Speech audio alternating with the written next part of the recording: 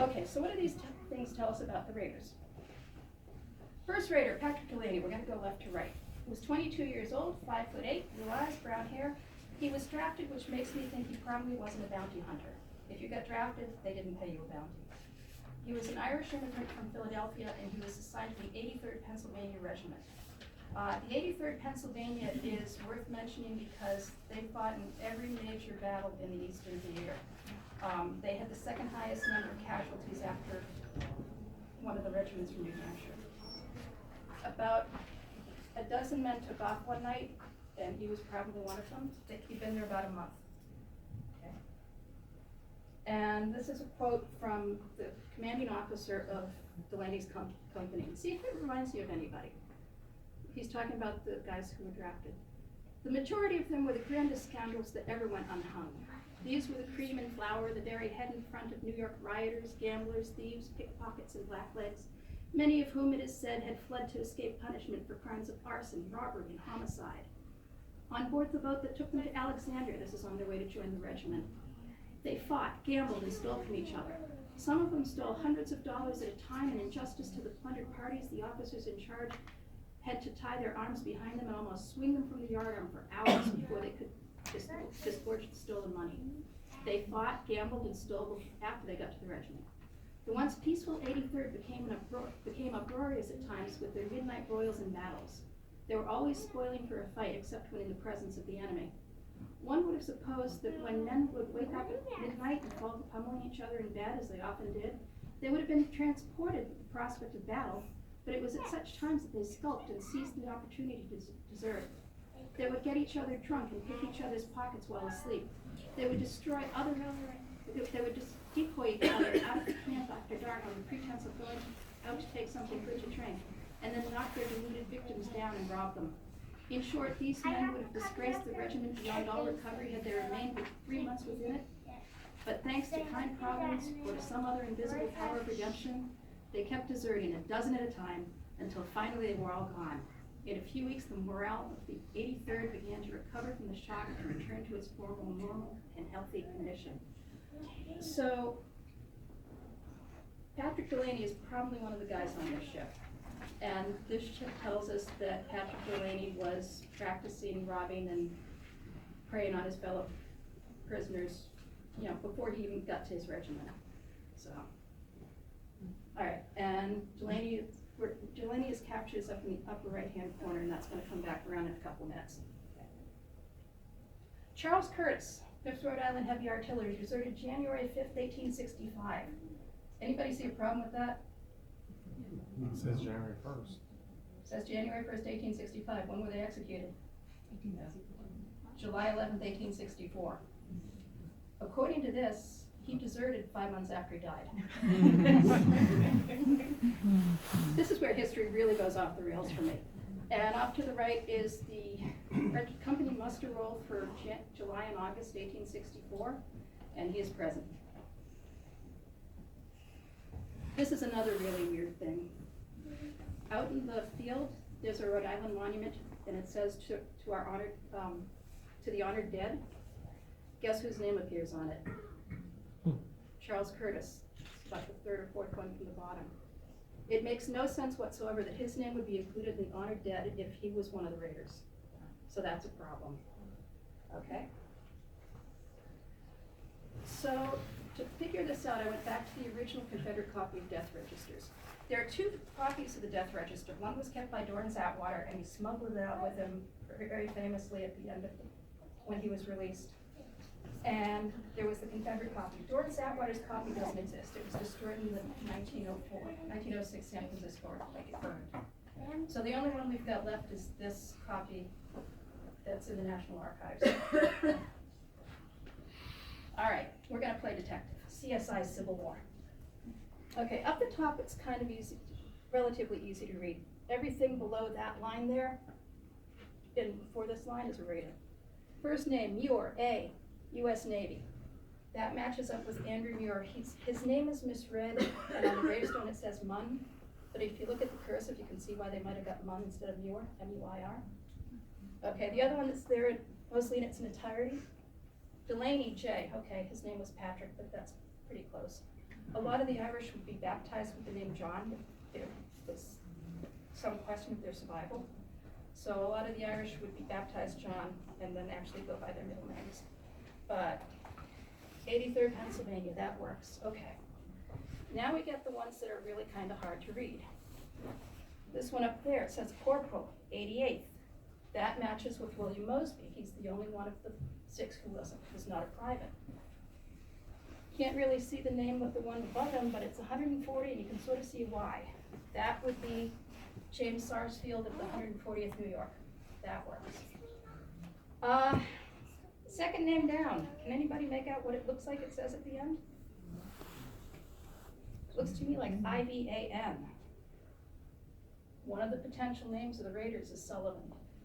And John Sullivan was a private with the 76 New York, so that matches. Okay, we have one guy left. If the history books are right, it should be Charles Curtis of the 5th Rhode Island. That's not a 5. It's a U. Do you see any other U's on that page? Mm-hmm. Up in the top where it says yeah. U.S. Navy. So, and it's kind of hard to make out that word, but I think it says seaman. Charles Curtis of the 5th Rhode Island is not on that list, but an unknown seaman is. Those of you who know the Raiders' graves, is there another seaman listed? Rickson. All right, go on to the next one. All right, remember I said that there was a newspaper article that gave the transcript of the trial. Third day's proceedings. Richard Allen, 83rd Pennsylvania Company K. William Rickson, W-R-I-X-O-N, alias Curtis, United States Steamship Powhatan, Thomas F. O'Connell, 9th Maryland Company D, were put on trial with charges of the same offenses as previously tried. So here I have the transcript. It says Curtis is an alias, and it's actually a sailor from the Powhatan. Okay. On the Powhatan, the guys in the Powhatan were captured along with Fred James, the sailor that I started this with. And there were 25 guys from the Powhatan that were captured at the Second Battle of Fort Sumter along with Fred James. Of those 25, one immediately deserted and joined the Confederacy. One of them escaped. One of them never made it to Andersonville because they had shot a silver dollar sized piece out of his skull, and he was never healthy enough to transport. I can find records for the other 21. Guess who I can't find a record at Andersonville for? Rickson. Okay. And, sorry, that's okay. Hey, I've done worse. So, on the right is the last record that the Civil War Navy has for William Rickson. And down the bottom it says final disposition not reported. So you have a guy with the right name, he matches, everybody else in his landing party ends up at Andersonville. They don't know what happened to this guy. It looks like William Rickson was actually one of the Raiders. Now, they ask how did they get from Curtis to Rickson in the records? According to Fred James, there were 8 sailors who were captured along with the 2 of them who ended up working at the prison hospital. Any one of those 8 would have known Rickson. They would have been with him from the time he was captured in September of 1863 up until the execution in 1864. Any one of them could have said, that's Rickson. The problem with that is all the non-sailing prisoners knew him as Curtis. So when they went to identify the bodies, the name Rickson was misheard as Rickson, but it stayed. The name Curtis stayed. Sullivan somehow got dropped. All right. The other little piece of evidence I have, and this is kind of strange, the sailors, when they found out the sailors were going to be transferred out of the prison, they were going to be paroled, they were one of the first groups to go, came up with this plan that they were going to save as many soldiers as they could by giving them the identities of dead sailors. There are 21 names of sailors from the Powhatan. This is just part of the list. I don't think you need to see all of them. Guess who's not listed? Rickson. Just for fun, I put up the list down the end there's from the Water Witch, which was Andrew Muir's ship. Guess who's not listed as being released from Andersonville? Muir. So, okay. So I think that Curtis was never actually here, and a sailor named William Ritson was. Okay, Mosby Collins. If you didn't know how this guy ended up, this story is actually kind of funny. 26 years old when he enlisted. He's 29 years old when he's finally hanged. He is a big guy. He is 6 feet tall. He is famous for being the one where the rope broke during the hanging, and they had to hang him twice. He was red hair, sandy hair, depending which form you're looking at. He was born in Nottingham, England. I can find a guy from Nottingham who came over as an 11-year-old. The dates match. He ends up in Philadelphia. So I think this guy is exactly who they say he is.